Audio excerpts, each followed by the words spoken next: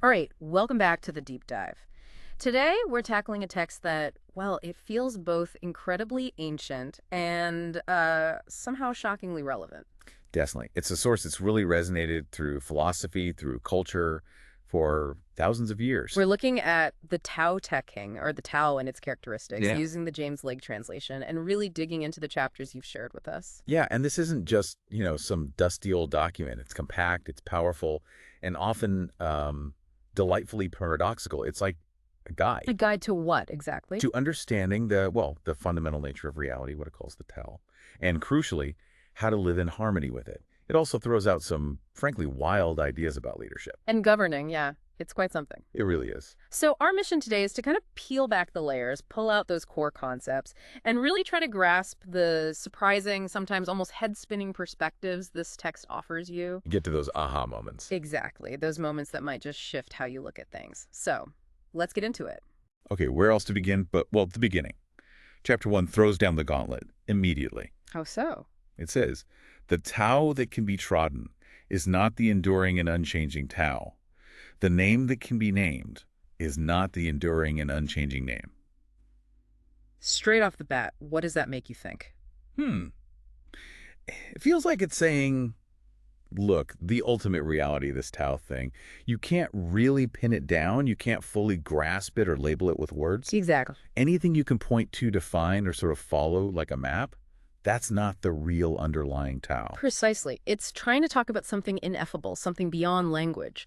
But then it also gives it this kind of dual nature, a way we can approach it. Ah, okay. Chapter 1 continues, saying something like, when you think of it without a name, it's the originator of heaven and earth. The ultimate source before anything exists. Right. And then it says, when you think of it with a name, it's the mother of all things. The nameless source becomes the named source once things actually start appearing, like the unmanifest and the manifest, but it's the same underlying thing. Yes, exactly that. You've got it. And other chapters, like 25 and 52, they echo this idea. Nameless is the origin.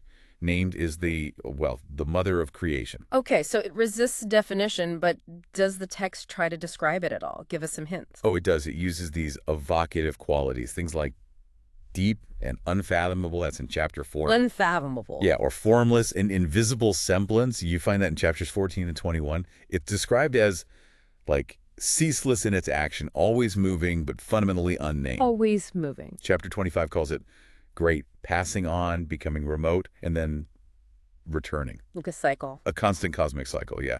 And chapter 34 says it's all pervading. It's everywhere, on your left, on your right. You can't escape it. Great. Moving, returning. And didn't chapter 40 mention something about contraries? Movement by contraries. It did indeed. The movement of the Tao by contraries proceeds. And that's really key to understanding the whole thing. Why is it so key? Because the Tao works through paradox, through the interplay of opposites. And fundamentally, it's the source of absolutely everything. The ultimate creative force. The classic line, chapter 42. The Tao produced one, one produced two, two produced three, three produced all things. It's the root. Everything springs from it. Everything. Chapters 2, 34, 51, they'll all emphasize that.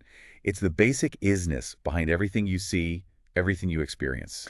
So it's this underlying reality, this creative power operating through these seemingly contradictory ways. And the text really values it, doesn't it? Immensely. Chapter 62 calls it the most honored place among all things. Yeah. It's seen as a kind of protection for everyone, good or bad. Even the bad. Even the bad. It's considered the most valuable thing, something you should seek.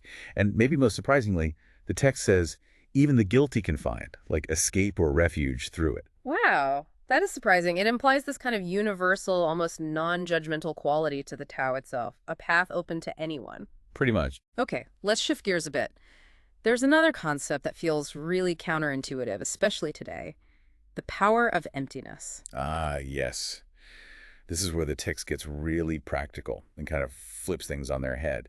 It argues that often the usefulness of a thing, it comes from what's not there.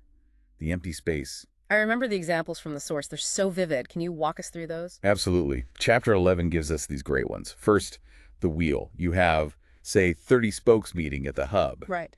But the text says it is on the empty space for the axle that the use of the wheel depends. It's not the wood, it's the hole that makes it work. The potential the emptiness creates. Exactly. Then the vessel, like a pot or a cup, clay is fashioned into vessels, but it is on their empty hollowness that their use depends. Its usefulness is the space inside. The space you can fill. And third, the room, the apartment. You cut doors and windows from the walls, but it is on the empty space within that its use depends. The space you live in, not the walls themselves. Precisely. It completely reverses how we usually think, doesn't it? We focus on the solid stuff, the building blocks. Yeah, the material. But the Tao Te Ching says, look, the real value, the potential, it's often in the void, the space around or within the substance. And chapter 4 links this straight back to the Tao itself, right? Comparing it to the emptiness of a vessel. It does, suggesting that the Tao's infinite capacity, its ability to be the source of everything, comes precisely from this lack of fixed form, its emptiness. It's the ultimate potential space. Wow. Okay, so the Tao is this ineffable source, and its nature is reflected in the power of emptiness, of potential. Which brings us to the big question. How do we align ourselves with this way? How does the sage live? Right, the path of the sage. Yeah. Core idea here is wu wei, often translated as non-action. Non-action. Chapter 2 says the sage manages affairs without doing anything and conveys his instructions without the use of speech.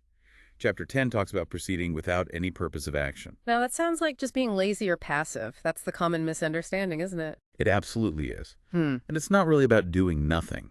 It's more about action that isn't forced or strained or driven by ego, Okay. It's acting in harmony with the natural flow of things. Think of water carving a canyon not through brute force, but just by persistently, gently flowing.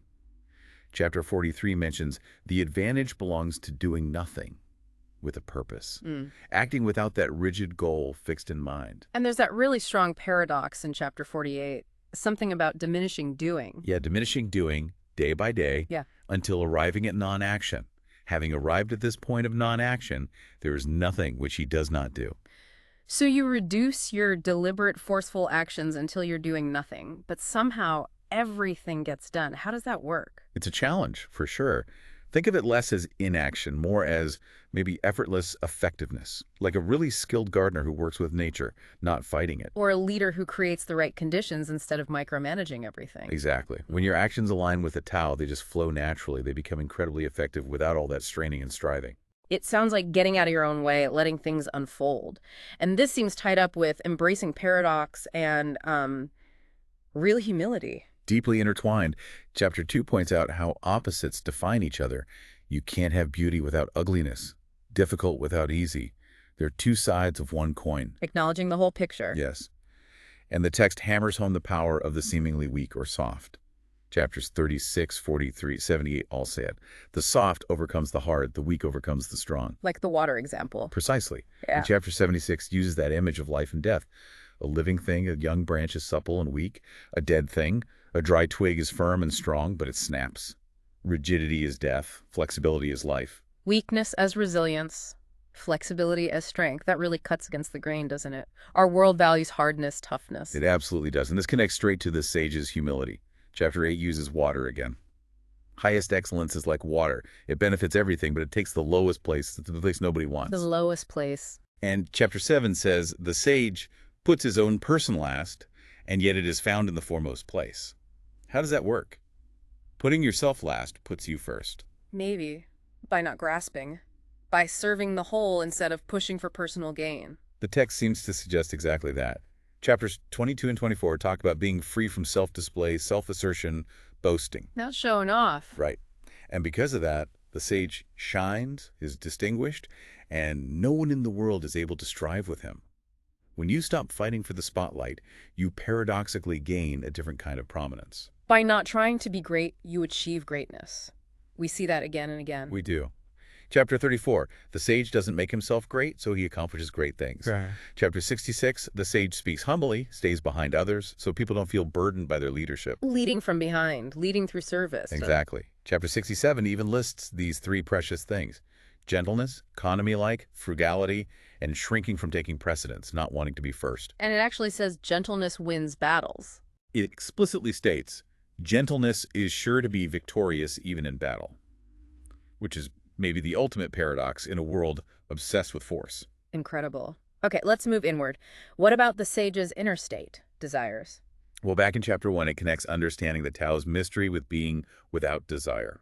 The text really emphasizes inner stillness, inner emptiness. Stillness. Chapter 8 calls the mind's excellence abysmal stillness, deep, deep quiet.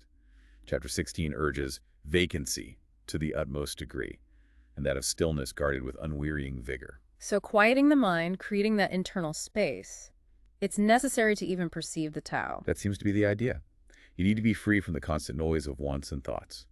Chapter 12 draws this great contrast between satisfying the craving of the belly, basic needs. Food, shelter. Right. And the insatiable longing of the eyes, chasing sensory pleasures, rare objects, external stuff. The sage, it says, prefers the belly, focuses on the essentials. Keep it simple. Focus on what you truly need. Let go of the endless wanting. Exactly. Yeah. Chapter 22 puts it bluntly. If your desires are few, you get them. If they're many, you just get lost. Contentment is key. Chapter 46 calls it an enduring and unchanging sufficiency. Contentment is sufficiency. If you desire little, you always have enough. And Chapter 50 offers this fascinating outcome. The skilled manager of life avoids danger because, get this, there is in him no place of death. No place of death? What does that even mean? It's subtle. The idea seems to be that by not desperately clinging to life, by being in harmony with the natural cycle of existence and non-existence, you become less vulnerable, less of a target for the forces that cause harm or death. So freedom from the fear of death actually makes you safer? Paradoxically, yes. It's safety through non-clinging, life secured by not fearing its end. It's a deep one. It really is. Okay, what about knowledge, learning? Our whole society is built on valuing those, but this text seems skeptical. Oh, deeply skeptical. Chapter 19 is quite provocative. It says something like, if we could renounce our sageness and discard our wisdom, it would be better for the people 100-fold. Whoa! Renounce wisdom. And chapter 20 says, when we renounce learning, we have no troubles. Right. It's completely against the grain. Why? Why would it say that? What's the reasoning? Well, the argument, especially in Chapter 65, seems to be that the difficulty in governing the people arises from their having much knowledge. Too much cleverness, too much complexity causes problems. So knowledge itself is seen as a complication. In a way, yes. The text suggests the ancient rulers who really followed the Tao aimed to keep people simple and ignorant, not enlightened in the intellectual sense we think of. Keep them simple, leading to less strife, less ambition. That seems to be the logic presented.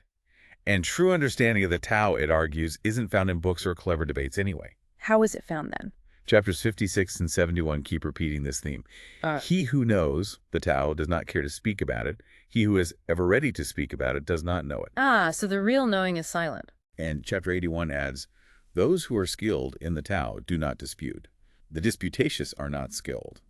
True knowing isn't academic, it's lived, it's intuitive. Embodied wisdom, not just facts you've learned. Exactly. And the text has this very specific definition of the highest kind of knowledge. Chapter 71. Which is? To know and yet think we do not know is the highest attainment.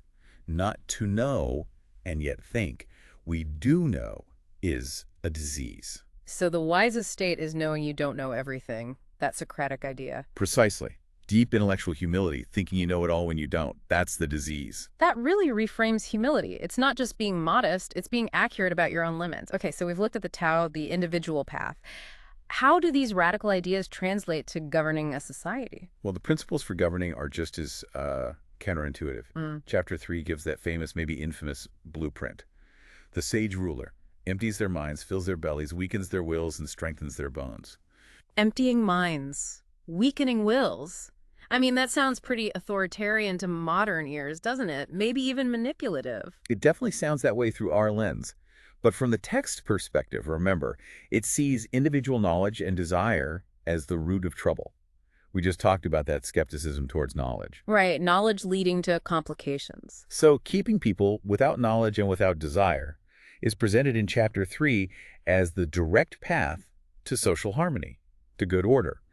The focus shifts from, individual intellectual freedom to collective simplicity and meeting basic physical needs fill their bellies. It's a totally different set of priorities than we usually operate with. Entirely different framework. Yeah. But it also suggests governing should come from a place of profound care. Chapter 13 says the ruler should honor and love the kingdom as much as their own self. So it's not about cold control, it's about deep care. Care stemming from connection, yeah. And the text explicitly links society's problems to losing touch with the Tao. Chapter 18 is really striking.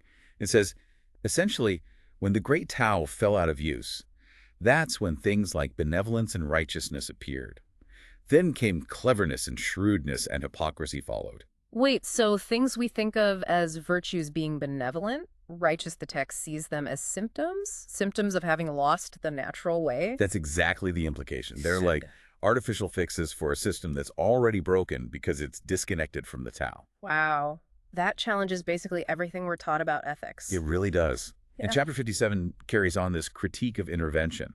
It contrasts ruling by correction or crafty dexterity, like using clever tactics or force. The usual way of governing. Right, contrast that with the idea that the kingdom is truly governed only by freedom from action and purpose, by wu-wei. Non-action in government. And does it explicitly say more rules lead to more problems? Oh, absolutely. Chapter 57 lays out a clear cause and effect. More laws and prohibitions lead to more poverty. More tools for profit lead to more disorder. More clever tricks lead to more weird problems. More legislation leads to more thieves. So the more you try to control and regulate, the more unintended consequences and problems you create. That's the argument. More rules just breed more rule-breaking and complexity. So how does the sage ruler govern effectively with this non-action? What does it look like? Chapter 57 gives the positive side. I will do nothing of purpose, and the people will be transformed of themselves. I will be fond of keeping still, and the people will of themselves become correct. I will manifest no ambition, and the people will of themselves attain to the primitive simplicity. So the ruler leads by just being, by embodying the Tao, keeping still, showing no ambition, and the people just sort of fall into line naturally. It's about creating the conditions for natural order to emerge, rather than imposing it from the top down. Like that analogy in chapter 60, governing a great state is like cooking small fish.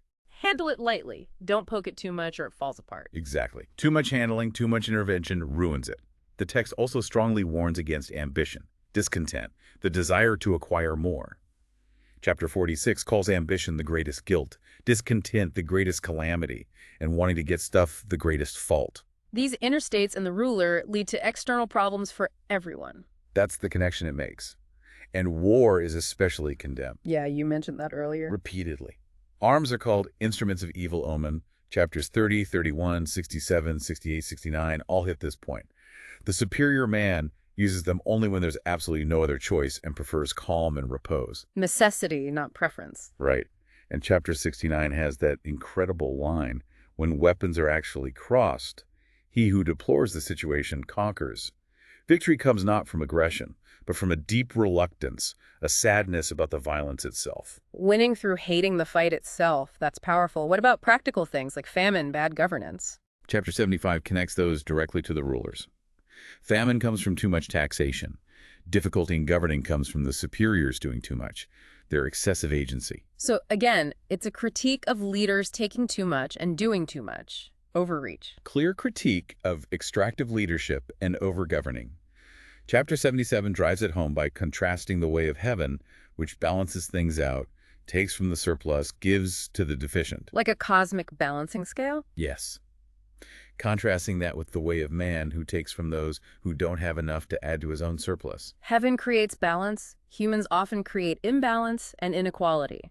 A moral principle applied universally. Seems so.